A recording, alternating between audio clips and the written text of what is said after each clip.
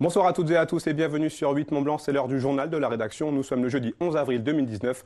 Voici les titres que nous allons développer ce soir. Nous irons dans la région Grand Est, à Reichshofen, à 1 heure de Strasbourg plus précisément. C'est là-bas dans l'usine Alstom que sont fabriqués une partie des trains du Léman Express. Une visite est organisée sur place, nous y étions.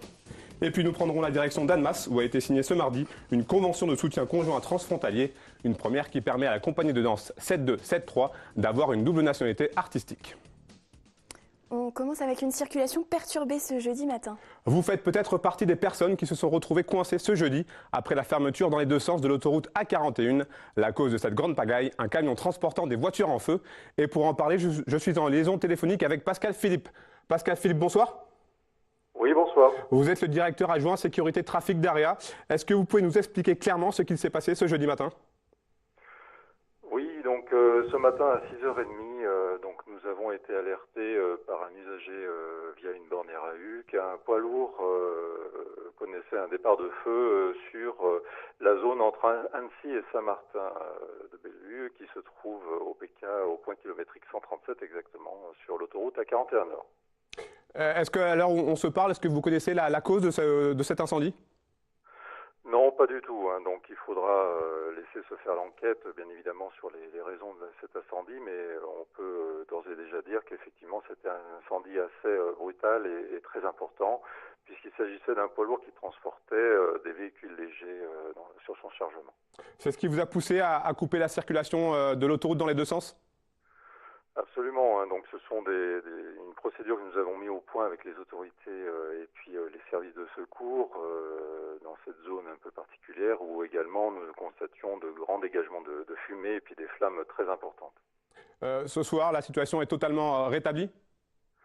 Oui, alors c'est une situation qui était sous maîtrise assez rapidement puisque les pompiers sont intervenus très rapidement, mais bien évidemment le feu, il fallait conserver quand même un peu de surveillance sur ce poids lourd qui risquait de se réembraser, mais nous avons pu rendre la circulation dans les deux sens depuis ce matin vers 10h30. Merci beaucoup, Pascal Philippe. Je vous en prie, bonne soirée. Et on reparle du Léman Express. Une fois n'est pas coutume, nous quittons notre région Aura pour aller dans le Grand Est, à Reichshofen plus précisément, à 1 heure de Strasbourg. C'est là-bas que sont fabriqués une grande partie des trains du futur Léman Express.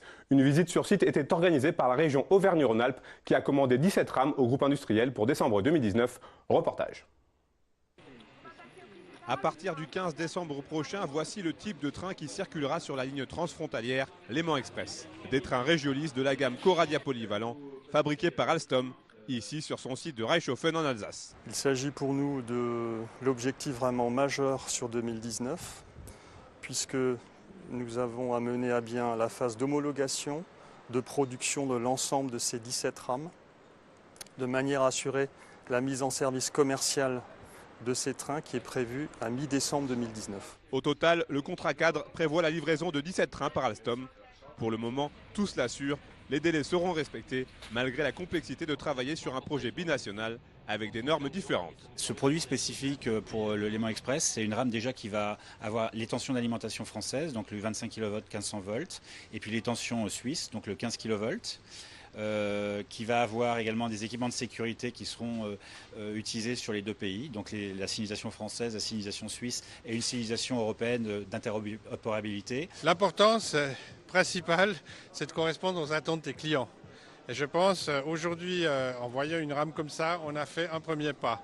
Ensuite, c'est au quotidien, c'est d'être proche des clients, d'évoluer dans ce projet international transfrontalier qui est le plus grand projet transfrontalier en RER en Europe. Pour la région Auvergne-Rhône-Alpes, qui a financé intégralement l'achat de ces 17 trains, le résultat est à la hauteur. Preuve en est, 10 nouvelles rames vont venir très prochainement garnir le carnet de commandes d'Alstom. On est vraiment satisfait, rassuré sur la production aussi du train.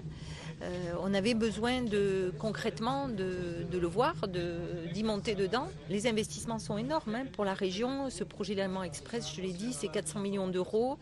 Pour l'acquisition des 17 rames aujourd'hui dédiées le 15 décembre au Léman Express, c'est 210 millions.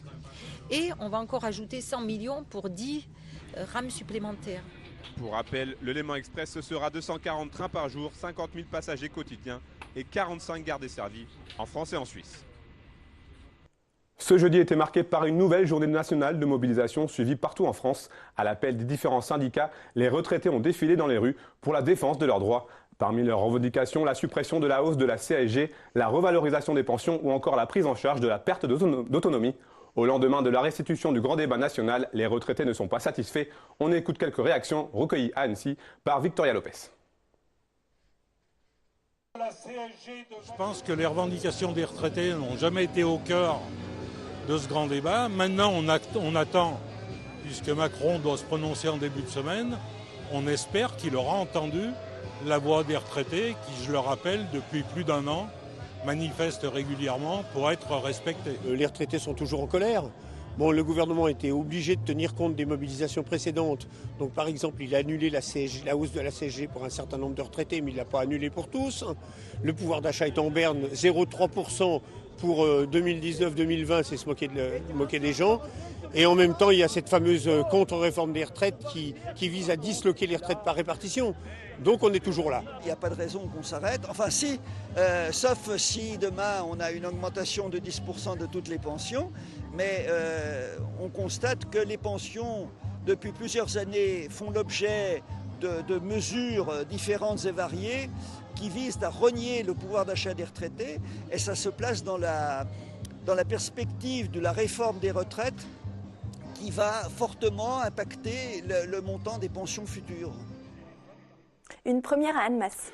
Ce matin, la toute première convention de soutien conjoint transfrontalier a été signée entre la ville d'Annemasse et le canton de Genève. Ce partenariat va permettre à la compagnie de danse 7273 d'acquérir une double nationalité artistique. Les explications de Camille Rivollet. 10 danseurs s'entraînent à la chorégraphie Tarab ce jour-là. Parmi eux, les 2 chorégraphes et créateurs de la compagnie de danse 7273. Laurent Siadi et Nicolas Cantillon l'ont créé en 2003 avec leur année de naissance, 72-73. Dans quelques heures, changement de décor pour la signature d'une convention qui va changer le statut de leur troupe.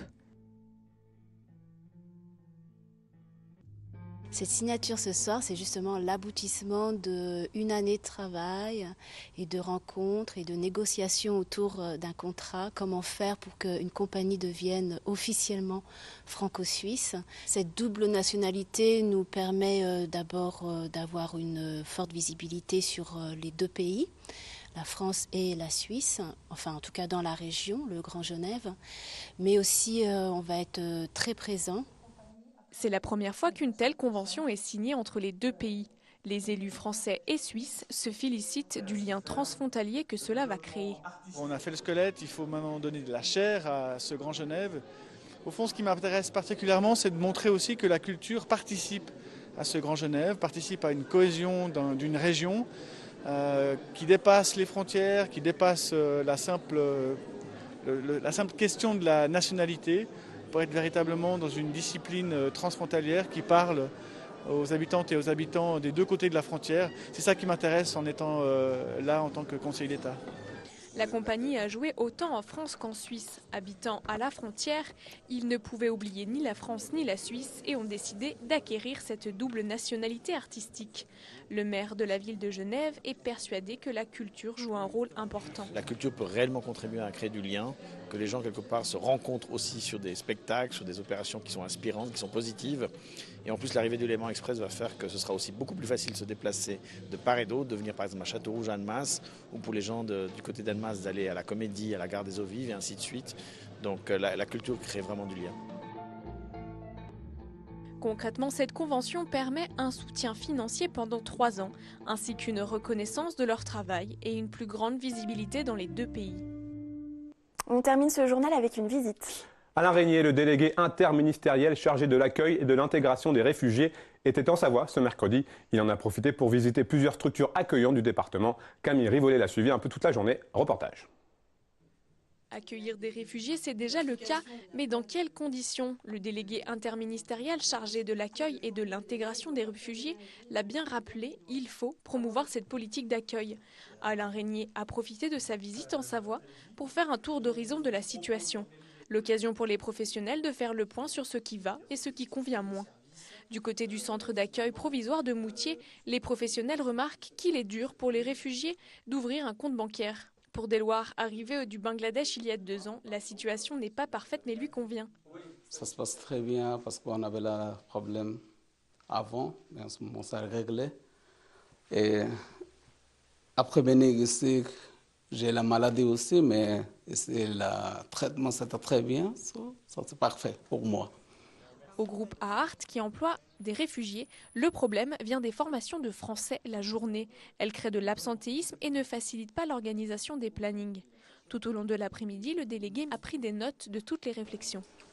Pour moi, c'est une visite assez exemplaire de la qualité du partenariat entre les acteurs au service d'un projet qui est un projet très humain, qui est de permettre à des hommes et des femmes qui ont traversé des situations souvent très dramatiques, à qui la France a donné un statut de protection internationale, de leur offrir une possibilité de construire une nouvelle vie en France.